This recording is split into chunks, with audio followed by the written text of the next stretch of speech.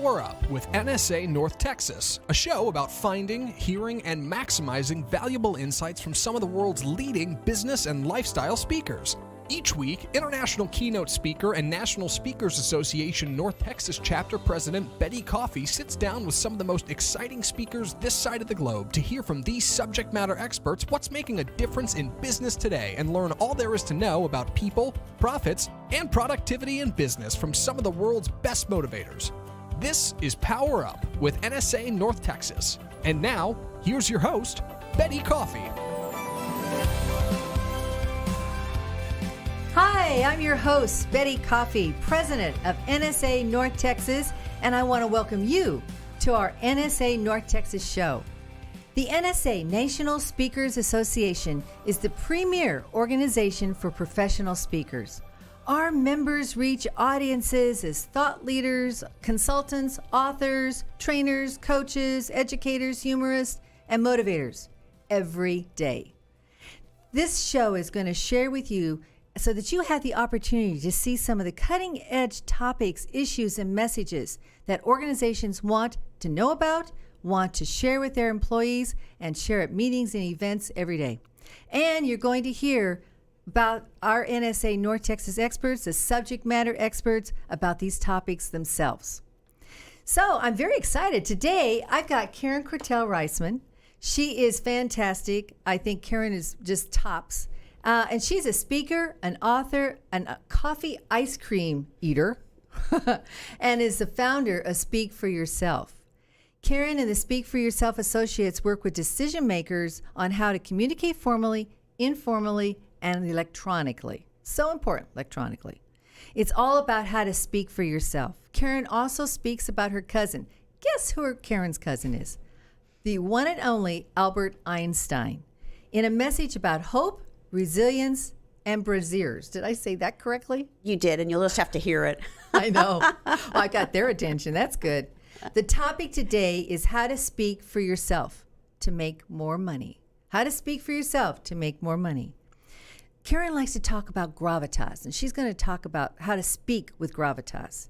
Speak for Yourself programs are all about how to speak better, how to give better presentations, how to be persuasive in your speaking, how to get rid of that presentation anxiety and fear, and how to handle impromptu speaking.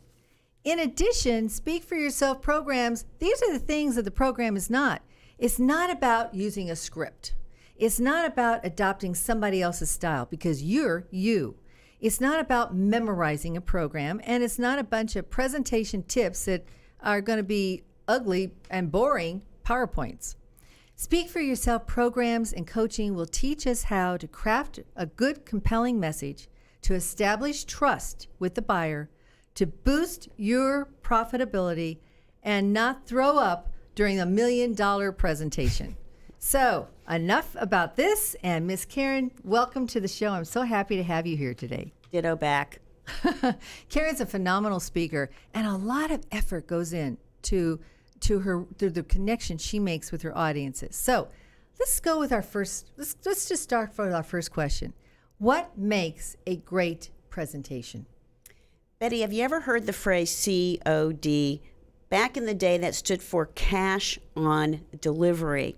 Not exactly what it stands for here, but in essence, it really does, because when you speak for yourself with power and presence, you sell yourself, you sell your professionalism, you sell your services, you sell your products. But for today, and all that I do with all my clients, all my workshops, all my corporate people I talk with, C stands for content. Content. That is substantive information that's saying something worth saying. O stands for organization, and that's how do you strategize so you're sticky? Think duct tape. Duct tape is good. You want to be sticky. You want to remember it in your head. And I'm going to share with you how you can make it more memorable to the people in the room so that your listeners, it just doesn't go onto the floor, sticks in their head. And then finally, the D stands for delivery. That is your sense of style, your sense of pizzazz. But nevertheless, you have to show up. Your delivery is important. I love that. I love that. So how do you, there's so much going on in our lives today. We're all very, very busy. We always go through our routine. And at the end of the day, I always think, what was accomplished today? I kind of run the day through my head. What was accomplished? What stuck? What didn't stick? And it's scary what did not stick. So in our busy, busy lives today, how do you get the listener, when you're making a presentation, when you're speaking to them, to buy in? How do you do that? Well, I want to break this to you kindly and gently. I want to break it into all the people listening and watching. We are all wearing a BS light bulb on our foreheads. Now, we know what BS stands for. Although one time I was talking to 900 home inspectors at a convention in California. There's an association for everybody. And I posed to them, what does BS stand for? And they all said, better service. I said, no. You know what it stands for. But we all have a BS light bulb and it's flickering. And we are subliminally, if we're the ones listening, we're subliminally asking the speaker 3 questions. And I'll make me the speaker here. Does Karen know what she's talking about? Mm-hmm. Does Karen care about what she's talking about? And is Karen talking to me? Is Karen going to meet my needs? And it's our responsibility early on when we communicate with others to answer those 3 questions that they really are subliminally thinking, so that they go, okay, I'm going to buy in. I'm going to put away the phone. I'm going to stop looking at my wrist, which is now where your Fitbit and your text messaging and all the stuff is coming in. Right. In fact, everybody now has ADD. We are all distracted. So answer those quick questions, show that you know, show that you care, and let them know that you know who they are. I love that. I think an audience can sniff out a phony. They can sniff out somebody who doesn't know what they're talking about, or even more importantly, if they're not passionate about it and they're not sharing that passion. That's so true. But I want to add one caveat there. You do not have to be an extroverted cheerleader. When I say you have to show them that you care, you can be an introvert. You can be even more effective as a speaker. You do not have to be the pom-pom twirling, baton twirling person out there. Right. Do I hear a yay? No, you don't need to do that. Not need to do that, but we need to know that you care about the subject. I love that.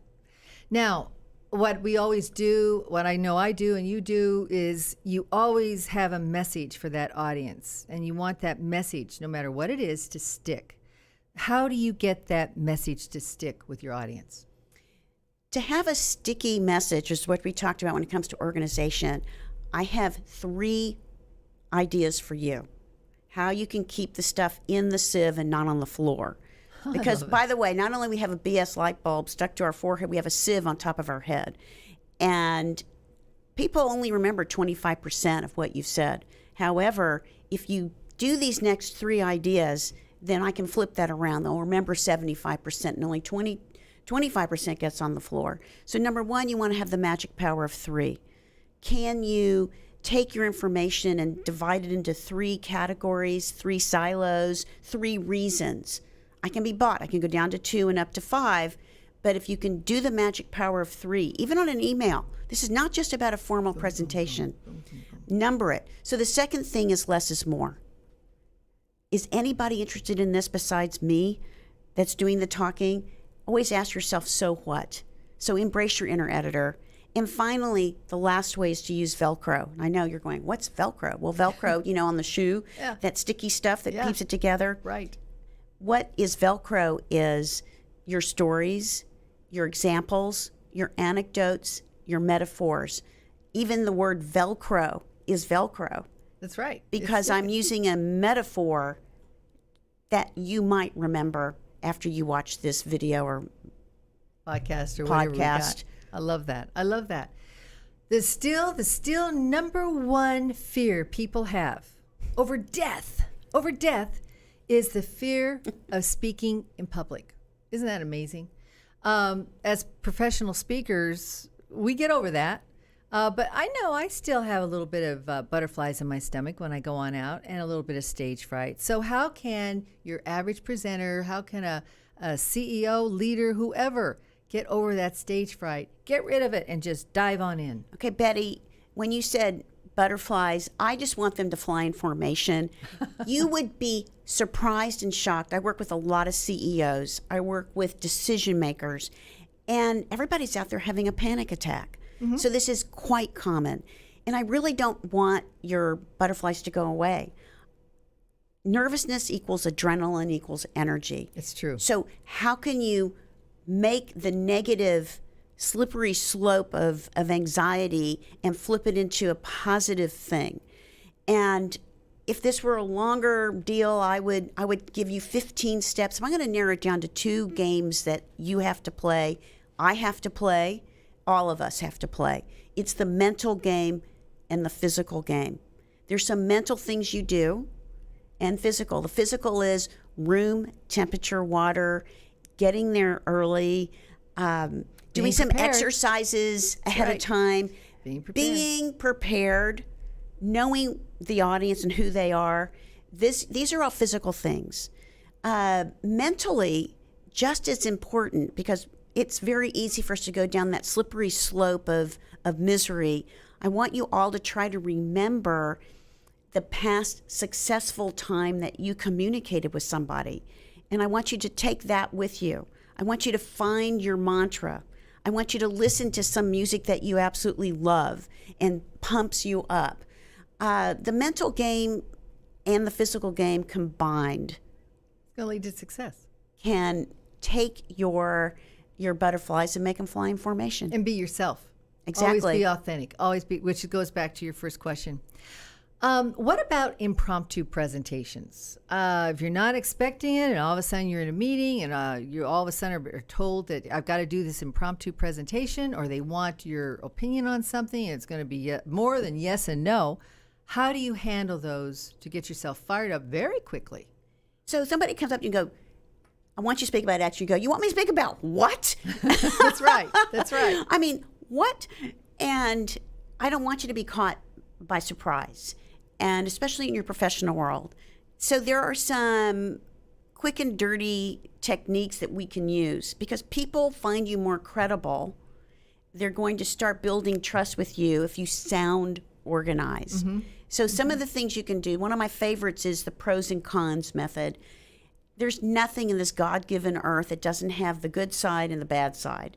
So if you want to talk to me about traffic in Dallas, Texas, I could say, well, there's advantages and there's disadvantages to our traffic in Dallas, Texas.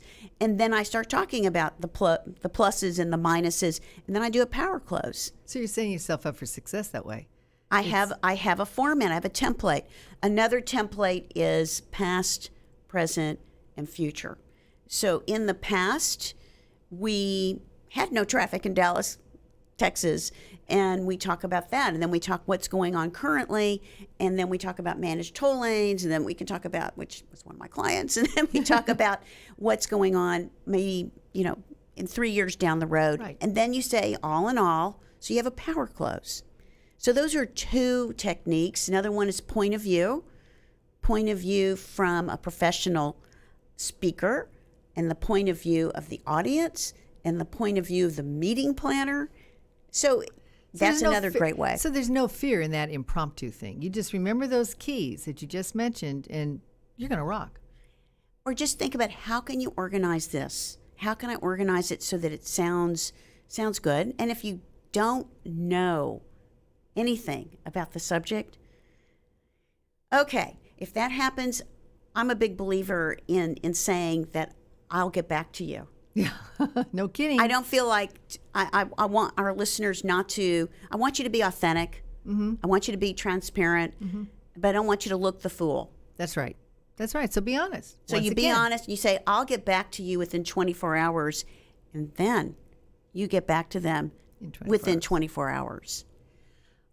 Communication we're communicating every day, verbally, non-verbally, and especially electronically. Now, we communicate in how to have an email and do it greatly, how to leave a voicemail, do it greatly, how to leave a great text. All of those measure our communication skills and what we want to do as far as getting a point across. What kind of tips do you have for us when we talk about email, texting, voicemail? What do you think? Betti, so often our prospects and our clients get to know us before they even see who we are. It's true. And it's all because of our digital conversation with them. And we can be so professional or we can be completely annoying. And you mentioned three things, email, voicemail, and texting. Let me start by voicemail, which is not so common anymore. People don't leave voicemail. In fact, many times I'll just hang up and leave a text. But voicemail is still a part of the professional world. Right. So if it's a really critical one, I make sure that I have written down some bullet points ahead of time. Just a few things about voicemail. If you number your items, we'll remember them more clearly. So if I want to tell you what's my favorite number? 3. So I'll try to keep it to 3 points. And so first, Betti, I want to confirm that I'm going to come to this studio on this day and time. Number 2, number 3. I also want you to leave I know this is a news flash out there. I want you to leave your phone number slowly. Slowly. Please, No dear kidding. God. I already hate you. If I have to listen to that message 3 times, I don't like you very Get much. annoyed. Absolutely. And then finally on voicemail, your outbound message can be more unique than leave a message at the sound of the beep. I'm either on my phone or away from my desk. What, are we just coming from Mars? We know that you're screening your calls, and why don't you say, let me know a good time I can call you back? Oh, I love that. And then you minimize It's more phone inviting. tag. Yeah, it's more inviting. So a few tips on email. The obvious ones: keep it short, keep it sweet, have a sig line that is clear, that doesn't go on and on and on. That's a signature line at the end, and have a subject line that really is about whatever it is you're talking about, so that people can refer back to it. That's something I like to do that my clients typically, it's one of their top takeaways, is start your emails with you rather than I. Oh, I love that. It's very hard to do. We start by saying, I look forward to meeting you, or I thank you for your time. It's, you were great to meet with me. You were great to have that phone conversation with me. You will find this attached to the email. And finally, we could spend the balance of our time dying laughing over the miserable mistakes we have made on texting because we've audio texted. And I will not do that with you right now because we've all been there. So my main tip for you when it comes to texting is please review it. Do not press send until you've read it, because we're audio texting and sometimes it comes back with hilarious and potentially embarrassing. That's so true. Stuff.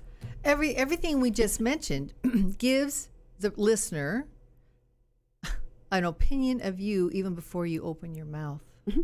And so no matter if it's an email, voicemail, text, whatever, you are speaking for yourself. You're representing yourself. So that's so important. So everything I said about a speech, so power of 3, less is more, and use some Velcro if you have time. I love it. I love it. Okay. Now, when we're speaking, what is the absolute stealth bomb that can totally derail your speech, that can totally derail your presentation, and you have a hard time coming back from it? What's the stealth bomb of all time? I love movies, so this one reminds me of the movie about this ship, and it's a maiden voyage, and a lot of people get on, and then it hits an iceberg, and the ship sinks. Now, what is that? Titanic. Okay, so these are what I call Titanic moments, because imagine that you are a ship, and everybody you talk to out there is the harbor. If the ship misses the harbor, it's rarely the harbor's fault. That's true. So the stealth bomb is not doing your homework on knowing who the audience is, finding out who they are, what makes them tick, what makes them stay up at night regarding their businesses, what's the taboo subjects, what's their favorite slogan, what would make the outcome successful for them. Doing your homework. If you don't do that homework, you might have a Titanic moment, and it also increases your nerves. Yes. So Yes. this will also decrease your nerves by doing that homework. I love that. I love that. So, what is in normal business presentations, what would you consider is MIA? Missing in action. What do we so often forget to do that would be so powerful if we did? I've evaluated in my many years of being president, Speak for Yourself, I've probably evaluated over 5,000 speeches. This is really what's MIA. And I'll go back and say that there is a myth about giving a speech. The myth is that it's hard to give a speech. But the reality is it's just hard to start and it's hard to shut up. So it's the two ends that are difficult to do, and that's what I find missing. People don't start dynamically. They don't engage the audience. There's certain specific steps that you must do at the beginning and then at the end. And we've often heard you tell them what you're going to tell them, then you tell them, then you tell them what you told them. It doesn't have to be that obvious, but there are some things we do at the beginning so that the audience wants to know that you know, knows that you care, and they know that you know who they are. And they're going to be all the more attentive. So it's the beginning and the ending that are missing. So bottom line, in your experience, what are the 4 most important factors in getting your message across, no matter how you're doing it? What are the 4 important factors? Okay, Betti, have you ever done a puzzle? Like one of those, Yeah. like, wait a minute, 50-piece or, God forbid, 1,500-piece puzzle? I'll stick to the little ones, but yes, I've done them, yes. So you've done a puzzle. What's the first thing that you do when you put together a puzzle? I try to look for the outline. I try to get the frame. There you so go. I can go from there. That's exactly right. Got it right. Okay. You put out all those pieces on the table and you look for the rim, and specifically you look for the 4 corners. So when you get the 4 corners of that puzzle, that is a good guide for you to move on. And then you can get this puzzle done. So for us, the 4 corners of the puzzle, this is whether you're speaking formally or informally or even digitally. So corner number 1, and we have talked about this, is knowing who your audience is. Yep. So important. I stressed it throughout this podcast. Know who they are so that you can meet their needs and you're not going to become a Titanic situation or have a Titanic moment. Okay, your second corner is knowing what is your statement of purpose. If this were a book, what's the title of the book? Don't sell the whole store here. What's the purpose? And I also like to share with my audiences how much time I will take. So the statement of purpose and how much time it's like the butt factor, how long their butt has to sit in that chair. Right, right. So that's the second corner. What's the statement of purpose? Okay. The third corner is the ROI. What's the return on investment for them? And you might know it, but I want to make sure that they really know it and not just subliminally. I say it out loud. I go, I guarantee that you're going to leave with tips and strategies to make you more confident, articulate, and comfortable so that you can create credibility, get trust, and get the relationship. Because when you create the relationships, you increase your financial bottom line. So I often say that relationship capital increases your financial capital. That's the ROI.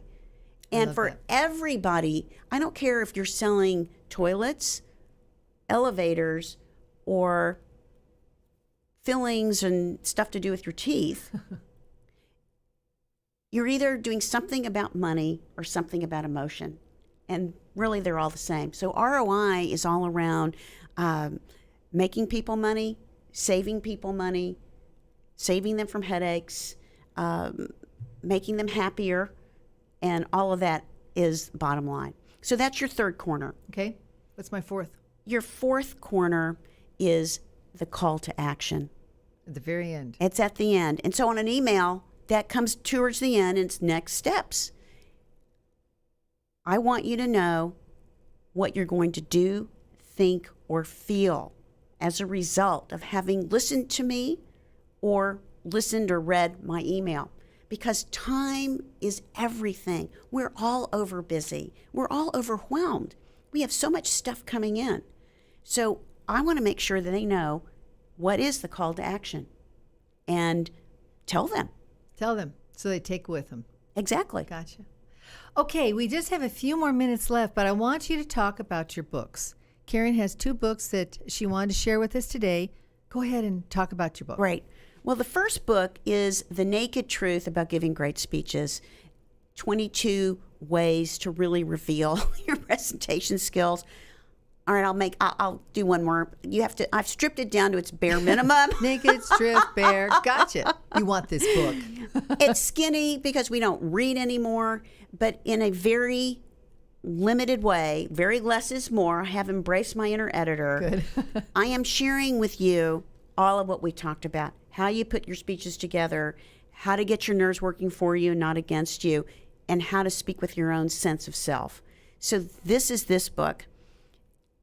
Awesome. The second book is The Naked Truth About Selling, and again, 22 vital communication skills. Sometimes you think, well, I'm not giving professional presentations, but I will tell you that you are selling all the time, every time you open your mouth. Every time because you're selling yourself. That's right. If not your product, and if not your professionalism, you're selling you. And so this one maybe is not as specific about how to give a formal presentation, but it's all about how we communicate to sell ourselves. I love it. Okay, and how can our audience learn more about your books? Where can they go? The name of my business, which was the name of this podcast and videocast, is Speak For Yourself. And that is my business name. That is my website, Speak For Yourself, F-O-R, speakforyourself.com.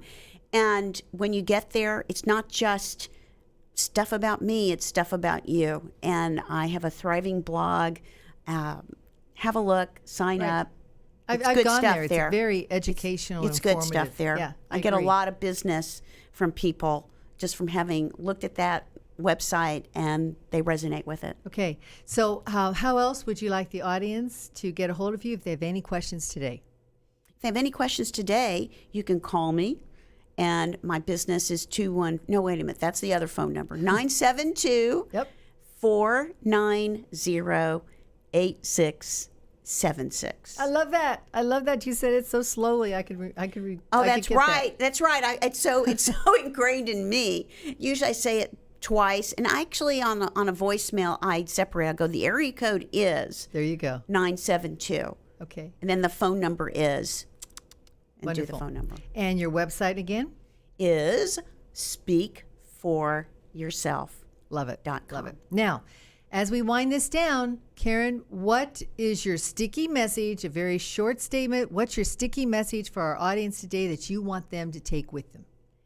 I want you to speak for yourself with power and presence by the way you sell yourself, sell your image, and sell your professionalism, because you're going to build relationships, and when you have relationship capital, you increase your financial capital. I love it. I love it. Okay.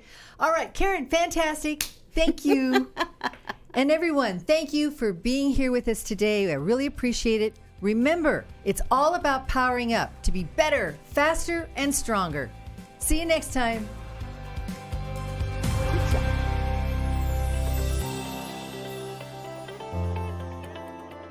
Thanks for listening to Power Up with NSA North Texas. To find out more about today's guest or NSA North Texas, visit www.speaker.org. To find out more about Power Up, visit our Facebook page at www.facebook.com/groups/NSA North Texas. And to find out more about Betti, visit www.betticoffeepresents.com.